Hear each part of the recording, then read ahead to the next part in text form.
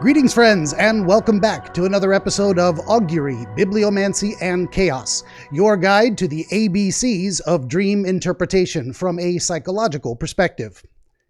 Today, I will be presenting this video and addressing the central question in the format of a research paper, as seen here. I would only ask that those in my profession who have not been out of school for over 20 years, please be kind, as my skills in this specific area have grown a bit rusty. Nonetheless, I will give it my best effort, and I hope you find it both entertaining and informative. This demonstration will offer a single case study in seeking to address the question of whether dream dictionaries are a useful method for discovering the meaning of or assigning meaning to dream experiences. The reported dream of a prior guest from my Dreamscapes series will be analyzed in detail, and I will attempt to apply dream dictionary entries to the imagery and experiences as described. Historical perspective will be offered, and two possible interpretation narratives will be generated for comparison, both drawn from the same dream dictionary entries for each symbol. Unlike traditional research papers, this abstract section will omit reference to the conclusion so that the viewer may form their own opinion as we proceed, and because who doesn't like a little mystery? And here is the part where I get just a little personal. For many months now, I have been trying to wrap my head around how to make this episode about the Dream Dictionary approach to interpretation. So why did it take me several months to get around to this project? Well, as usual, at least for me, everything takes forever. I needed a long time to meditate on such a complex subject, to first figure out what it is I'm trying to communicate, and then choose what I hope is the best method for getting my point across. Additionally, I wanted to handle this topic in a manner respectful of those who profess an alternative belief system. Again, this video is not meant to be derogatory towards anyone who puts their faith in the Dream Dictionary approach, and I can only beg the true believer to please excuse my hubris and bear with me. That being said, this is probably going to be the most controversial episode I have ever made on my channel, as I do believe the idea of debunking best represents what I hope to accomplish. And to be honest, that does bother me a bit, because as anyone who has watched my content would know, my channel is not about controversy, but about connection. First, connecting with the dreamer on a more personal level, and then helping them connect the dots of their dream experience to put the pieces together. Mixed metaphors, but you get the point. In this video, despite the likely controversy and some incidental offense, I will indeed put forth my best attempt to maintain my style of making connections by way of explaining what I believe and why. For regular viewers of my content, and anyone who has read my books, you may already know that I don't put much faith in any universal meaning for dream symbols, such as one may find in dream dictionaries or encyclopedias. I know a lot of people do utilize these tools for analyzing their dream experiences, and the purpose of this video is not to attack or demean them or their belief system. That being said, I must still confess that I personally don't find dream dictionaries to be useful, nor do I believe that the complexity of human experience can be simplified to such a degree as might befit neatly in a few lines of text. Bottom line, personally, I don't believe it is reasonable that any given image, icon, or symbol would necessarily have a one-size-fits-all meaning that is universally applicable to every dream scenario or for every individual dreamer. But hey, I'm just some random guy on the internet. If that's your jam, then more power to you, and I wish you nothing but great success.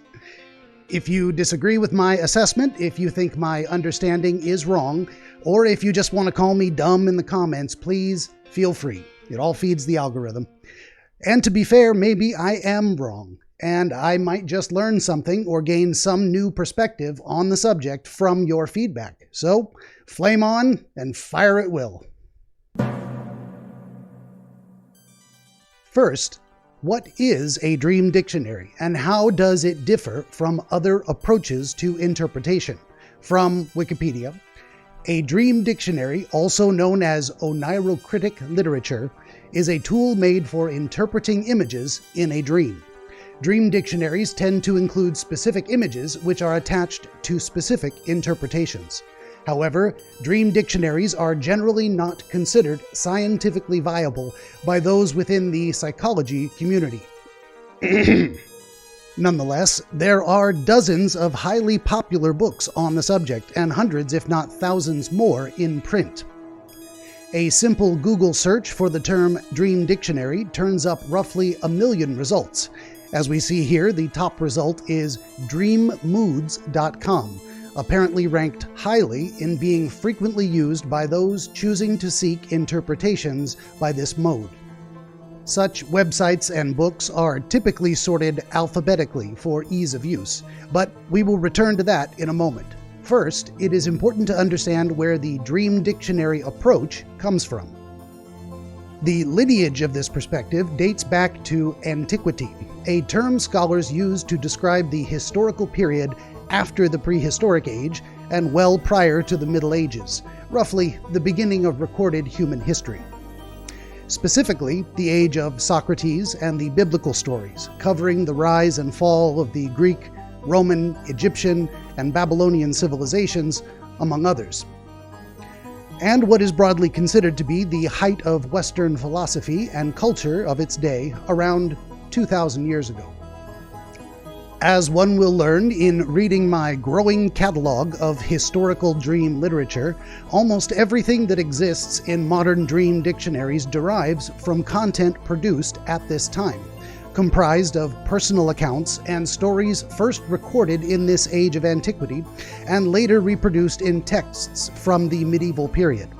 In brief, modern dream dictionaries are the collected references to stories about dreams from 2,000 years ago, for which oracles and interpreters of the day gave their declared understanding, and which scholars or historians of that time recorded as being proven or prophetic, based on declarations that these dreams later came true. I will humbly recommend my own works on this subject so that my audience may better understand the genesis and proliferation of these stories, how they were resurrected in the medieval period, and not only how they were understood by scholars of that day, but how these stories maintained their influence through the Age of Reason and into our modern time. Here, I will only say that while I can't provide evidence that these stories are necessarily fictional, and I do have a very open mind to the possibility they could all be entirely accurate, complete with the asserted supernatural causes, I am, however, also supremely skeptical, and I am unable to simply accept these stories as necessarily true, just because someone wrote them down and passed them along to us through the ages. As a man of science in service to the art of psychology, I follow in the tradition of the ancient skeptics such as Aristotle and Plato, or as these Greek philosophers named themselves, investigators who suspend belief and insist upon strict measures to determine the validity of assertions. Little surprise then that I do not greatly credit such mystical methods, but I digress. I am not here to convince you, rather to explain my perspective and demonstrate my reasoning in a more tangible manner. Broadly speaking, one might contend that there are only two categories of approach to dream interpretation: the mystical and the medical. The mystical, we see, is drawn from anecdotes and biblical stories, often referenced as deriving from oracles and magicians and attributed to supernatural causes, which are then asserted to apply universally to similar instances of these same specific images. The medical model, by contrast, asserts a more biological explanation, and has been the primary mode of scientific inquiry towards dreams and dreaming since the 19th century, specifically upon the advent of Freudian analysis, with its focus on individually relevant experiences and emotions drawn from the waking or lived experience of the dreamer. Carl Jung broadened this approach to incorporate symbolic meanings which seem to be shared across cultures. An understanding of dreams which recognizes the human experience itself shares common elements that we may, and often do, perceive in the same or similar ways. This Jungian approach, in my estimation, seems to best bridge the gap between the mystical and the medical in a way that makes the most sense, and which I think properly addresses both modes of understanding in a necessary way, forming the most complete picture possible.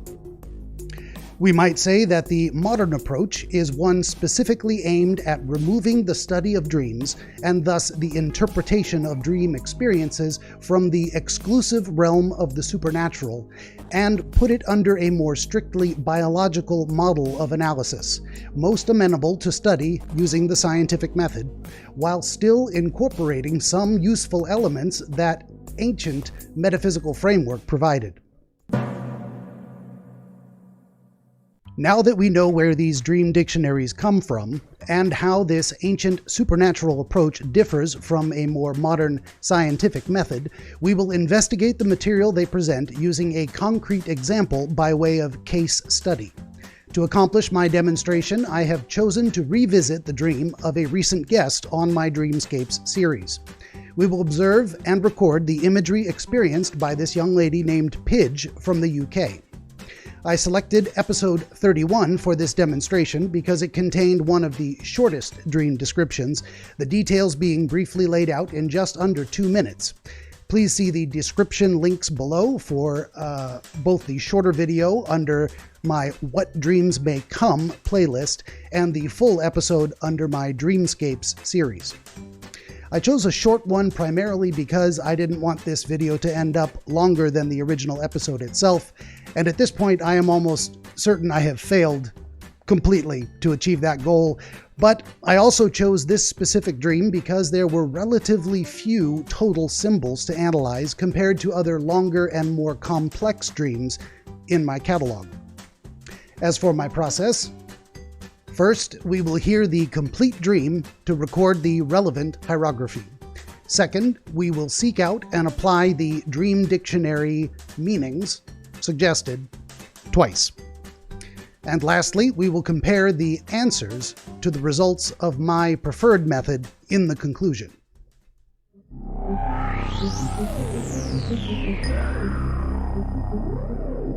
Okay, so it's like a nightmare.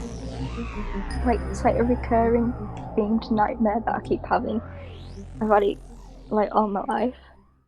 The one I had the other night, it was like I was in my old bedroom, but the window had disappeared completely. I was arguing with my mum, but I couldn't see her. She was downstairs, I think, with my sister. And everything was so out of place. All my toys were on the floor. There was furniture from the living room in my room. The shower was in there for some odd reason. I kept arguing with my mum over something. It's like something I've argued with her similar before. And then I kind of just got angry, locked the door because I was scared, but it kept unlocking. I eventually thought I'd locked it, finally, and just stood in the shower. There was no water coming out of it though. I could hear the water. I wasn't getting wet. And then, for some odd reason, the door just opened. My mum came in. She was holding a cleaver. And that was the end of the dream. Okay, very good there. The thing is though, she looked kind of dead. Okay. Like she had branches coming out of her. And the skin was like greeny, bluey, black. She was really skinny. Her fingers were like really long. Like spiders or something. Her eyes were like both dull but glowing at the same time. There were like a lot of colours. It was just very strange. Like her hair was like really wiry and oily.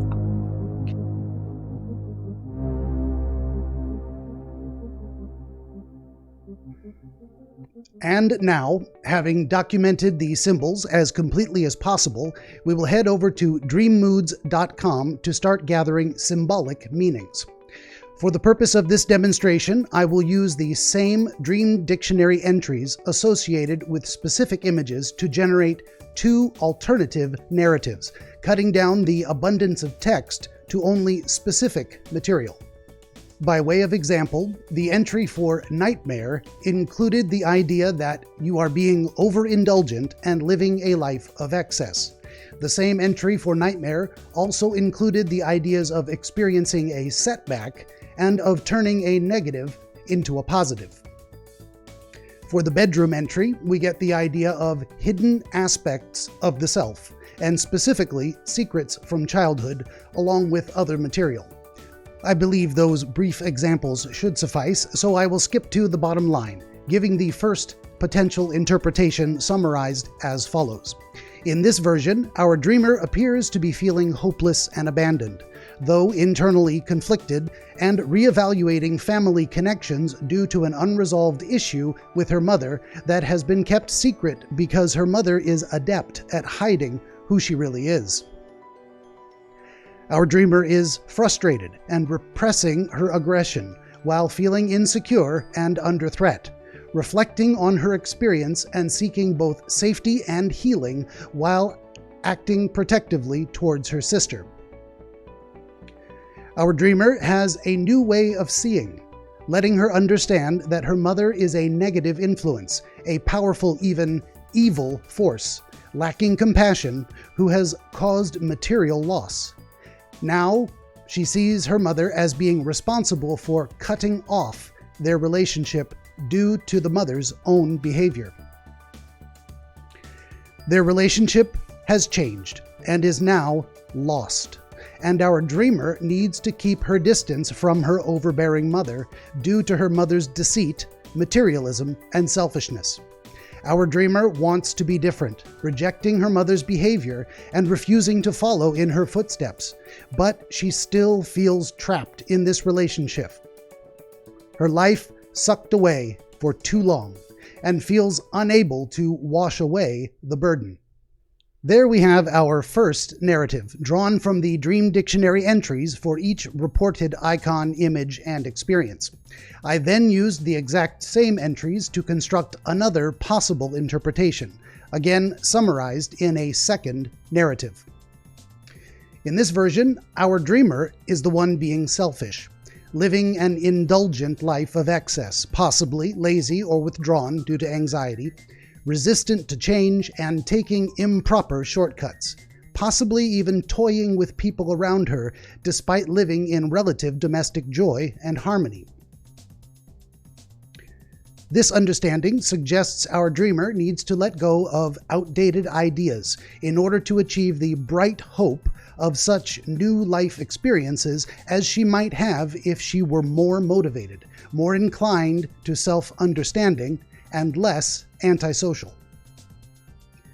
This interpretation suggests our dreamer should more fully embrace her femininity, perhaps by seeking more sexual experiences, or at least repressing or killing her sexuality less, because she is alluring and desirable, despite her likely jealousy towards her sister and self-doubts about her own vanity.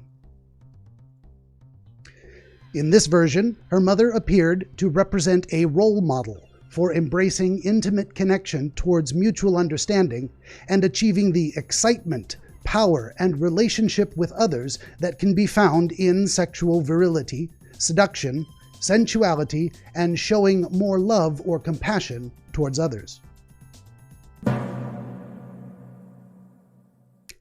Do you have a guess as to which interpretation is most relevant or useful to the dreamer? The first or the second? Before the grand reveal, let's take another look at the documented raw imagery, and I want you to think back on listening to the video description itself. I will, once again, remind the viewer that both of these narratives were composed from text descriptions of meaning found in the exact same entries under each type of dream image. Nothing has been added, changed, or fabricated, and I encourage you all to fact-check me at your leisure. What should strike the viewer as very strange is just how different these narratives are, giving us vastly divergent story arcs, despite using the exact same symbols from the dream, and the exact same Dream Dictionary entries for each symbol.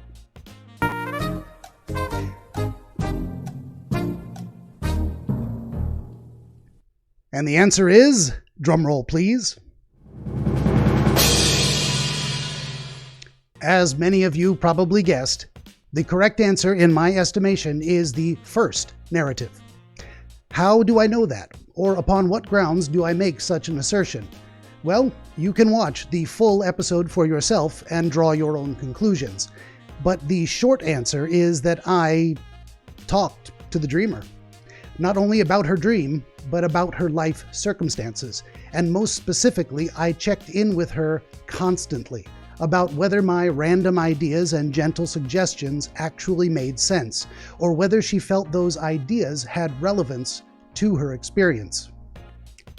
That being said, we can see the first narrative, crafted exclusively from material drawn out of the Dream Dictionary, is not too shabby, at least by comparison to the results obtained in my own full interview with this dreamer.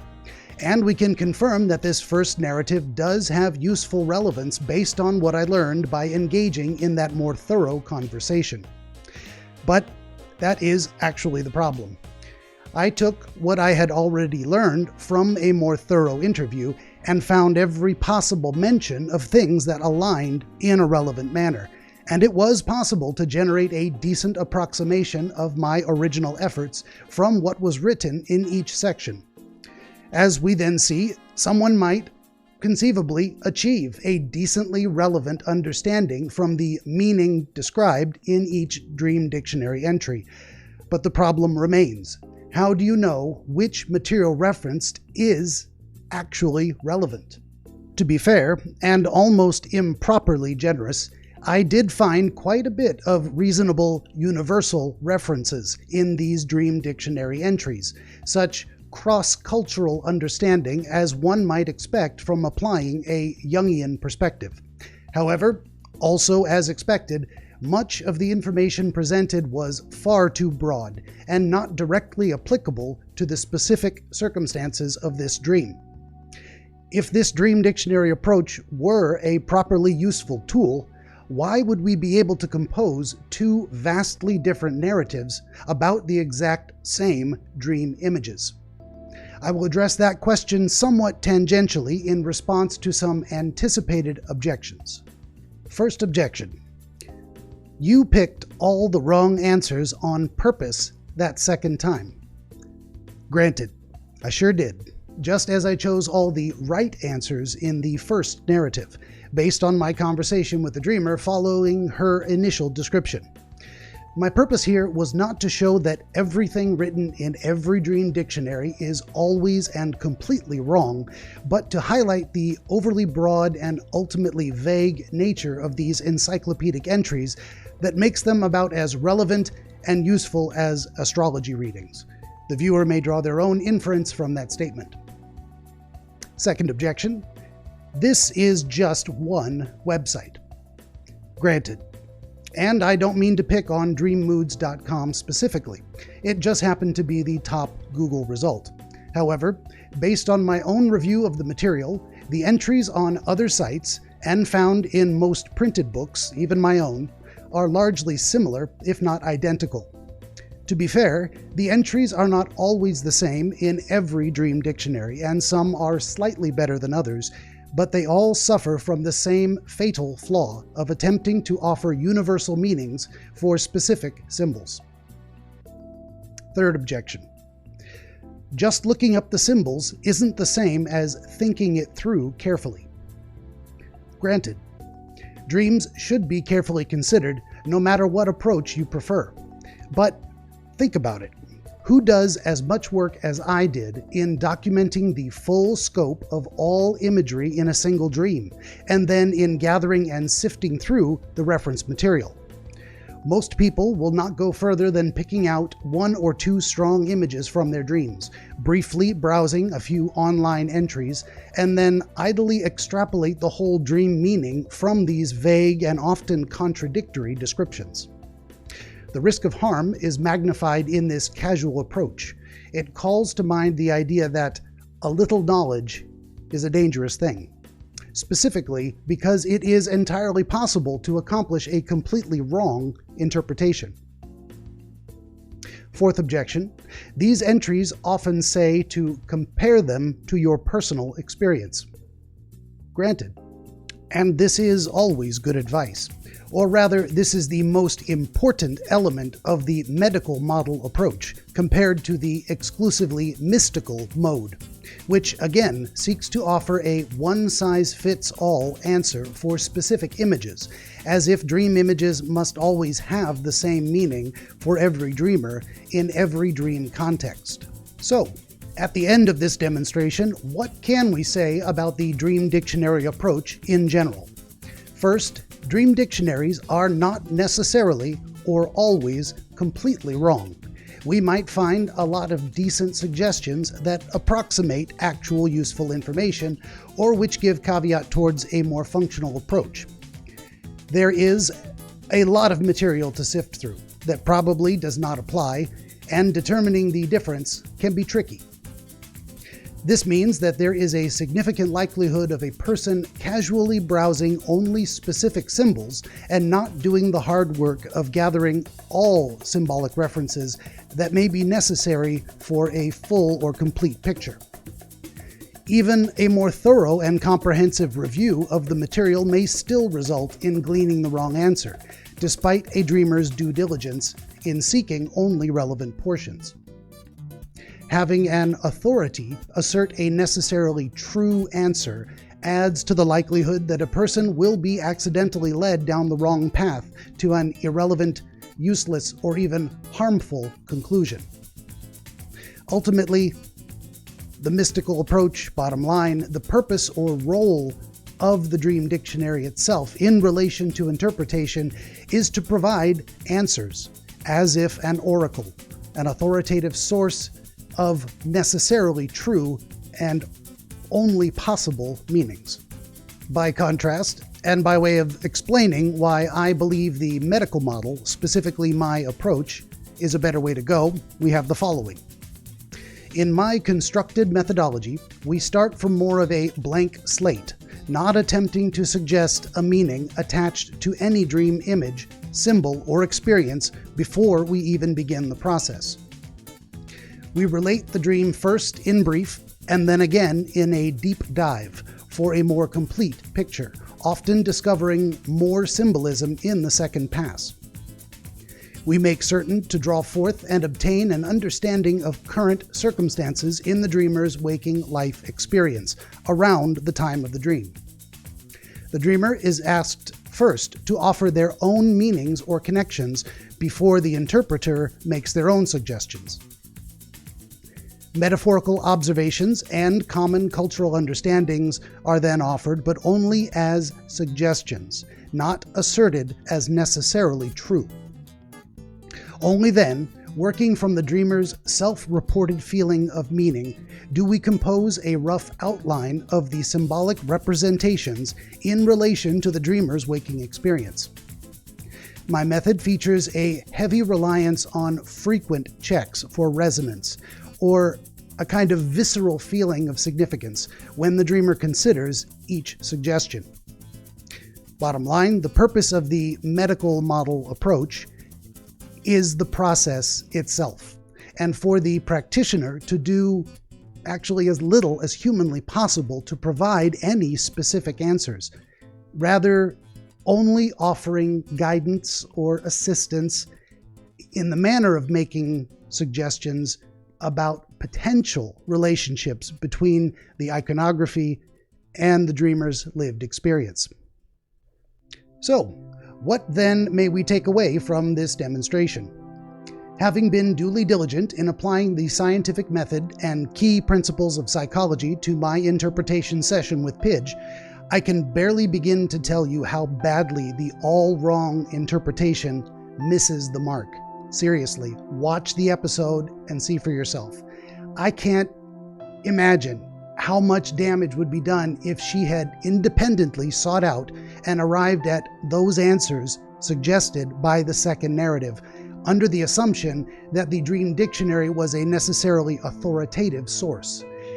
To summarize this all wrong result, and to put it into context based on my much more thorough interview process, endorsing the second narrative is basically telling an abuse survivor that it's all her fault, that she is simply lazy or indulgent and living in relative domestic joy, that she should stop competing for attention with her sister, try to be more like her abusive mother. Even worse, that she should seek out sexual encounters as a means to help her feel better about herself. That's not just wrong, it's a psychological disaster, not least of which because this episode featured a young girl still in her late teens who is at dire risk of being further abused by seeking sexual encounters as a coping mechanism. Just imagine our dreamer had found these authoritative answers on her own and ended up believing all these thoroughly wrong conclusions because they were the meanings suggested by the Dream Dictionary. Acting upon this advice would literally make everything worse. Taking only a few raw symbols, or every single one of them you can identify, and looking them up in a Dream Dictionary gives you, at best, a coin flip's chance of getting everything so horribly wrong and in such a disastrous way that not only will it fail to give the dreamer useful insight, but it may create a misunderstanding so severe that the dreamer runs a serious risk of ending up worse off than before, and might actually cause real harm to the dreamer if they embrace that wrong interpretation. Under the circumstances, and given the risk of serious harm, it would be better for the dreamer to avoid seeking any interpretation, rather than arriving at all the wrong conclusions on accident. But hey, I'm just some random guy on the internet. I'm not here to tell you how to live or what you personally should believe. I am content you stuck with me long enough to let me share my thoughts on the subject, and I hope that if you did not find this useful or accurate, at least you found it interesting. Take that with a grain of salt for what it's worth and make up your own mind.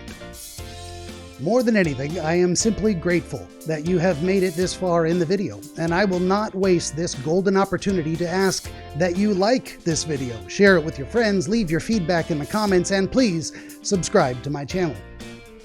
I will also use this opportunity to shill my books and merch available through Amazon and Spring.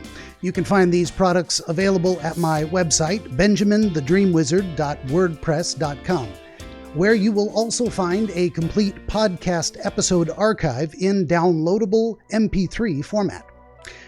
That's about it for shameless self-promotion, and the only thing left to say is, thanks for listening.